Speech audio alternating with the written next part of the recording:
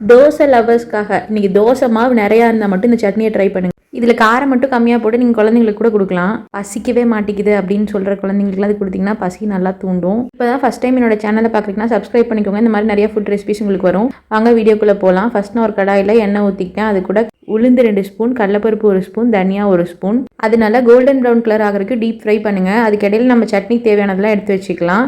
நல்லா golden brown கலரில் மாறிடுச்சு. அதை நல்லா ஒரு மிக்ஸி ஜாரில் மாற்றிக்கோங்க. கை நிறைய சின்ன வெங்காயம், 3 பச்சை மிளகா காரத்துக்கு ஏற்ற மாதிரி எடுத்திருக்கேன். இந்த மாதிரி ஸ்டேஜ் கலர் மாறினதுக்கப்புறம் அதை நீங்கள் அதையும் மிக்ஸி ஜாரில் ஆட் பண்ணிட்டு கொத்தமல்லி தழை நல்லா நான் வந்து தண்ணியில் போட்டு நல்லா கழுவி வச்சிருக்கேன். நல்லா புளிஞ்சு நான் காட்டுற மாதிரி புளிஞ்சு நீங்கள் அதுக்குள்ளே போட்டு நல்லா வதக்குங்க.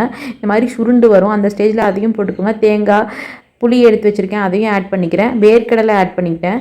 கொஞ்சம் உப்பு தேவையான அளவு போட்டிருக்கேன். இது எல்லாத்தையும் போட்டு நீங்கள் ஃபஸ்ட்டு அடிச்சுக்கோங்க. இந்த மாதிரி ஸ்டேஜ் வந்ததுக்கப்புறம் கடைசியாக மல்லி இலை போட்டு அடிங்க. அப்போ தான் அந்த கலர் கிடைக்கும் உங்களுக்கு. கடைசியாக நான் ஒரு தாளிப்பு கொடுத்து ஆஃப் பண்ணிட்டேன். அப்புறம் என்ன, தோசை காலியாகுதா சட்னி காலியாகுதான்னு தெரியாது, போயிட்டே இருக்கும். பை.